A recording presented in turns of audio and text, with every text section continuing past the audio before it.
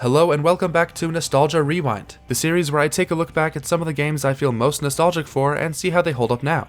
Today's game is Mario Strikers Charged.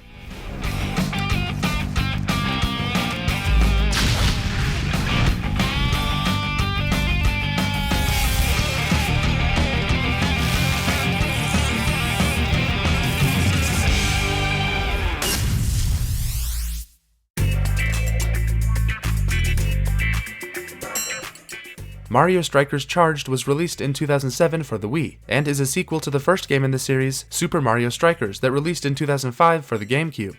Mario Strikers Charged has sold over 2.6 million copies, making it one of the best-selling Mario sports games of all time. Mario sports games typically focus on one specific sport like tennis or golf, and Mario Strikers focuses on soccer, or football in Europe, although it isn't very faithful to the actual sport. Mario Strikers' version of soccer is more like a combination of soccer and hockey, with a lot more quick and intense action than your average soccer match. There are no fouls or rules really, which means you can slam into your opponents and be as brutal as possible.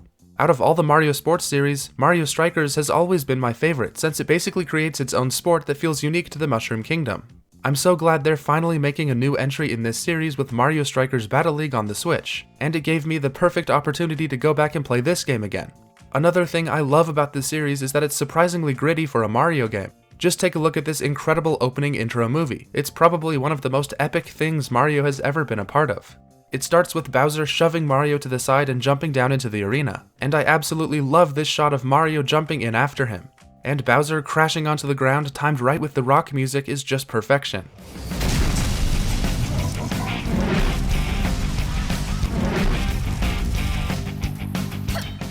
Then it transitions into lots of different shots showing off the many different playable characters, all fighting to survive and score some points. Mud and dirt is flying everywhere, characters are being thrown around violently in every direction. I mean, it's just so beautiful. And I specifically remember this part with Donkey Kong and a Boo. The way he screams before the Boo flies right through him was peak comedy to me as a kid. I'm honestly surprised that Nintendo let all of this happen to their flagship series, but I'm so glad they did. I'll touch on this more in a little bit, but the Mushroom Kingdom cast of characters has never felt so alive and full of personality. I could keep talking about this opening movie forever, but let's move on to the actual game itself.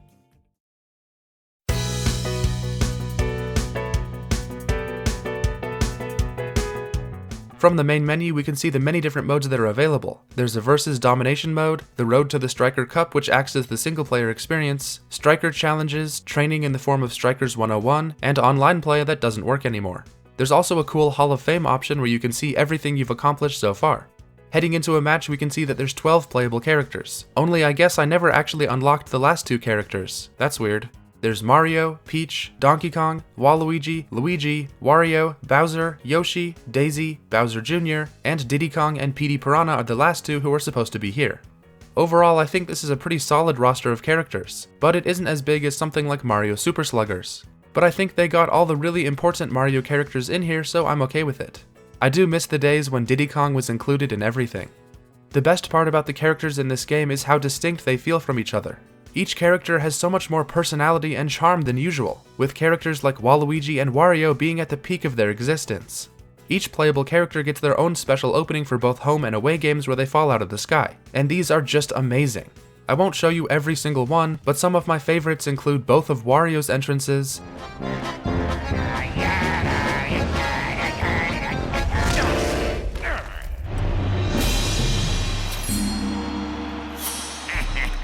Bowser Jr.'s hilariously pathetic intro,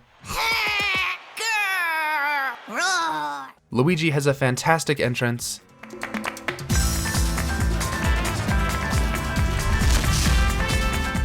and for some reason the way Princess Peach says her name always makes me laugh.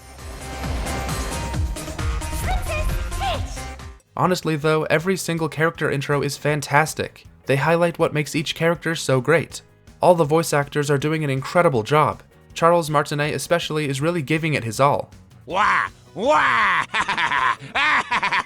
And if that wasn't enough, there's also small victory replays that play when you score, and each character has multiple different unique animations.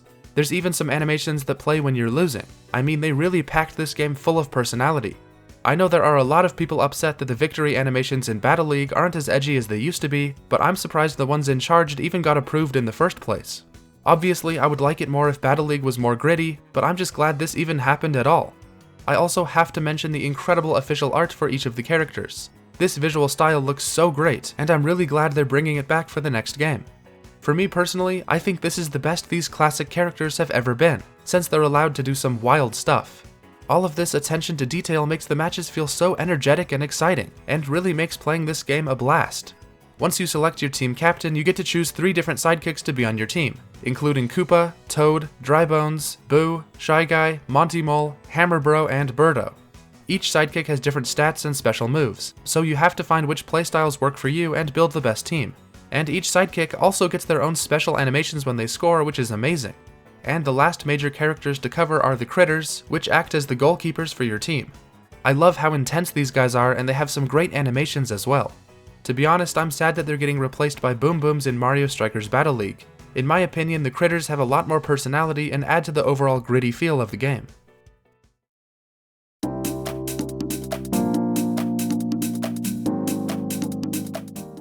Okay, finally we're into the actual gameplay here, which is super fun. On defense, you can tackle your opponents by shaking the Wii Remote, but if you tackle someone who doesn't have the ball, they'll get an item, so you don't want to just tackle everyone all the time. Slamming other people into the electric fence around the arena is so much fun, even though it sounds like they're actually in pain when you do that. Although Wario seems to be enjoying it for some reason. Oh, yeah! Then on offense, you can pass the ball to charge it up, and shoot at the perfect time to score a goal. Charging up the ball by passing it is the new big mechanic in this game compared to the first one, and it's an awesome addition. It naturally encourages teamwork, and it feels great to pass the ball back and forth to build up a charge, and then unleash a powerful shot on the goal. But there's also some strategy involved, because if your opponent steals your charged up ball, they'll instantly have a powerful shot to use against you.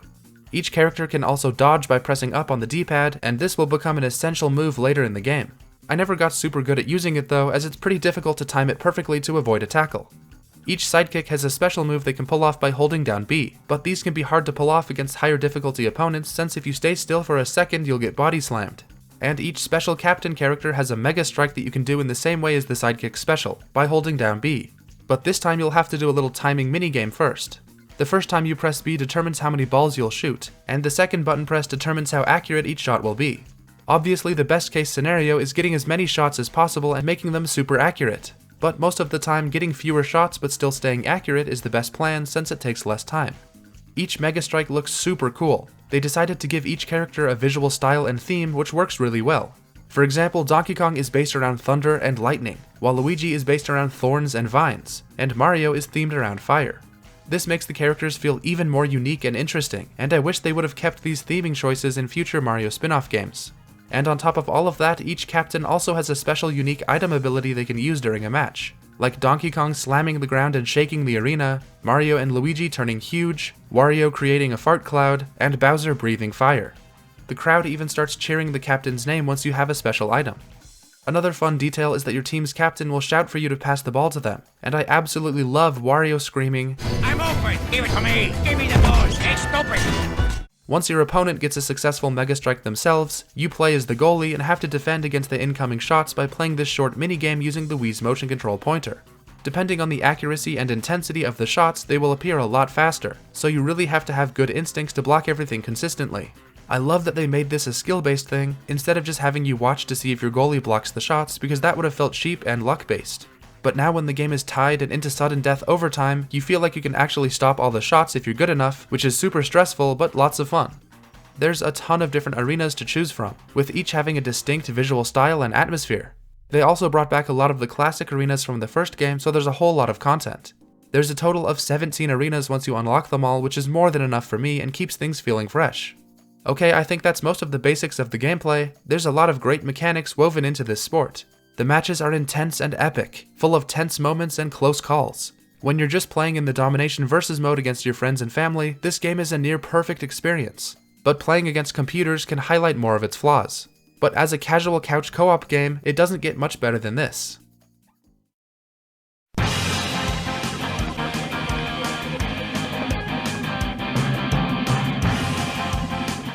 The main form of single-player content in this game comes from the Road to the Striker Cup, a tournament style of matches played against increasingly difficult AI opponents. There are 3 cups to play through: the Fire Cup, Crystal Cup, and Striker Cup. Each cup has a different champion, and once you beat them, you unlock that character for the roster. You have to play through 6 matches of qualifying rounds to make it to the elimination rounds, where 1 loss means you'll have to start over from the beginning. And then the championship game is a best 2 out of 3 matchup. Me and my siblings were obviously able to beat the Fire Cup at least once to unlock Bowser Jr., but for some reason we never beat the other 2. The final rounds of the Fire Cup were pretty stressful, but I was able to complete it. But I'm sure the Crystal Cup can't be that difficult, right? Well, that's what I thought, but holy crap, this cup is brutal. Now there are 10 qualifying rounds to play through before you can make it to the elimination round, which is just too many. The difficulty is also cranked a lot higher this time, so your opponents will destroy you if you don't play your best. I would be fine with this, except for the fact that the AI players on your team never get any better, so you have to constantly keep switching players to get anything done at all. For example, at higher difficulties, if you try to charge up for a Mega Strike, the opposing team will rush you instantly and immediately slam into you. But if they start charging up for a Mega Strike, your own teammates will just sit there and do absolutely nothing unless you switch to control them and stop it. I get that the player should be the one doing most of the work, but this just feels unfair. Although with this game being as gritty as it is, they probably designed it to be unfair. Anyways, I made it through the qualifying rounds of the Crystal Cup easily the first time, since you only have to be ranked 4th or higher to move on, which isn't too hard. But right when I made it to the elimination rounds, I immediately lost. Now it felt like the computer opponents suddenly started playing better, but it's possible that I just choked. So that sent me all the way back to the beginning of the Crystal Cup, where I had to play through all 10 qualifying rounds again. And keep in mind that it takes nearly an hour and a half just to get through the qualifying rounds and get to the first of the elimination rounds, so it's a big time commitment. Once again, I made it to the first elimination round and lost my first game right off the bat. So it's back to the start of the cup again, and another hour and a half of playing through the same qualifying rounds just to get to the first elimination round where, guess what? I got absolutely destroyed by Peach. At this point I had spent around 5 hours on this stupid cup, so I committed a video game sin and quit out of the match so I didn't have to restart the entire cup and spend even more hours playing through the same matches all over again. But it turns out that quitting out of the match results in an automatic loss. So there I was, around 5 hours into trying to beat this cup, and I was exactly where I started at the beginning. At this point I was honestly close to just giving up, as the punishment for losing an elimination match was basically just wasting your time by making you replay all of the matches you had beaten before. I was using Mario and a team of different sidekicks, and I started to feel like that was the problem. But if you want to change up your team, you have to restart your entire career and not just the cup, which means going all the way back to the start of the Fire Cup. But I wanted to give it one more real try, so I restarted everything and switched my captain to Waluigi, who is faster and has a better special item. I also picked 3 Boos as my sidekicks since they're super fast and can even teleport right past the goalie if you time things just right. So with my new team I replayed the Fire Cup, beat the champion after about an hour, and moved on to the Crystal Cup to play through those annoying qualifying rounds again. But I was already feeling better with my new team. The faster speed of my players made a huge difference, and Waluigi's special can even block off people from hitting you so you can pull off a successful Mega Strike. That came in handy more than a few times.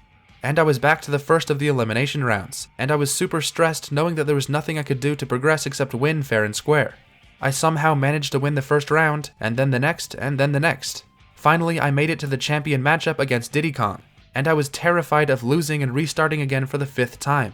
The arena you play in destroys some of your players at the beginning, which makes things even harder, and Diddy Kong's special item is just to teleport one of your players off the map, which is super overpowered. But I was able to beat him in the first round thanks to a few well-timed Mega Strikes. On to the second game, where I ended up losing an intense and low-scoring game.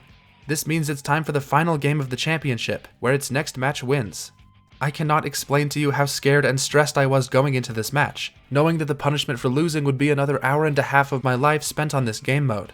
This match against Diddy Kong was one of the most epic and intense matches of a video game I have ever played. I was playing my absolute best, but Diddy Kong was still putting up a fight. The score was tied 1-1 with a minute left, and this stupid Drybones just straight up teleported into the goal from super far away. I honestly don't even know what I was supposed to do against it. So now I'm losing 2-1, but I did manage to get a Mega Strike, but the goalie blocked every single shot. 30 seconds left, and Diddy Kong uses his special and teleports both my Waluigi and Boo off the field, who were my last 2 players thanks to the crystal at the beginning of the game. So I literally have no players in the game at this point, there's nothing I can do. Diddy Kong does another Mega Strike, and luckily I managed to block all of his shots. 10 seconds left, and finally Waluigi and Boo get thrown back onto the field. Diddy Kong takes a shot, but my goalie catches it and I throw it back to Waluigi and run to the other side of the field. The other Boo tries to hit me with a giant ice shell but misses, and goes in for the tackle as I pull off a last second Mega Strike with just 1 second on the clock. Just one of my shots actually scored, tying the game at 2-2. Into sudden death where I tried to do a Mega Strike but got slammed into the wall. But I got up and immediately tackled Diddy Kong and tried for another Mega Strike, and just got it off the ground as a Boo shoots an ice shell directly at my face. And one of my 4 shots made it into the goal, meaning I actually managed to win this White Knuckles Intense Championship. All the hours of frustration and failure led to one of the best victories I've ever had in a video game. So I'm kind of split on the intense difficulty of this mode. On one hand, it's way too hard and unfair, punishing you extremely if you lose just one elimination match. But on the other hand, the intensity and high difficulty makes rising to the challenge and finally winning feel so much better. I think I would still prefer this mode to be a little bit better structured overall, but Road to the Striker Cup is a super hard and unique experience that gives this game a strong sense of identity. And yes, I know that I only beat the second cup, and there's still the Striker Cup itself against the champion PD Piranha, but I attempted that cup just once and didn't even make it through the qualifying rounds. So to all the people who will say that I didn't even beat the game and need to get good, I don't care. Maybe I'll go back and attempt to beat the Striker Cup later on, but for now I'm more than satisfied with my epic win against Diddy Kong.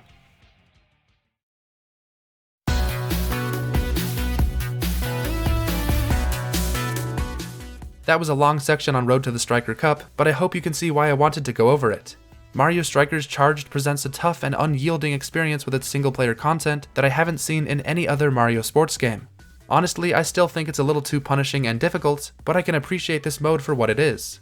The other big modes are the Striker Challenges, which can be pretty fun since they put you in really crazy situations that you have to try and work your way out of, and it forces you to learn the best strategy for each situation. And lastly, there's Strikers 101, which is pretty standard training, and online Wi-Fi play, which doesn't work anymore. And that's most of the content in Mario Strikers Charged. Overall, I still really love this game, even though Road to the Striker Cup put me through some torture. All the many different animations for the characters are so full of emotion and personality. It's seriously the best they've ever been, and I still can't get over just how cool this game is. The gameplay feels amazing to control when everything is going well, and the Mega Strikes are just incredible. This is the sort of game that only happens once, and we can already see that Battle League will be toned down a lot for the modern age. I still have hope for that game, and I think it will likely be the best Mario sports game on the Switch, but no game will ever reach the heights of Mario Strikers Charged again. For me personally, I have no problem calling this the greatest Mario spin-off game that has ever been made.